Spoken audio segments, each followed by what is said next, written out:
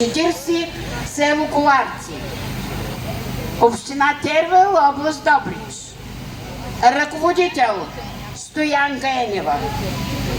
Те ще изпълнят Иван на добра думаше и събрали сме се.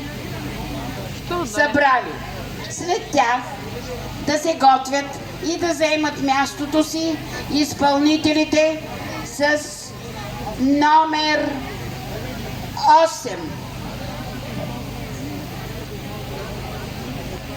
Това е Добруджанска китка, клуб номер 3, община Силистра, ръководител Маринка Кралева.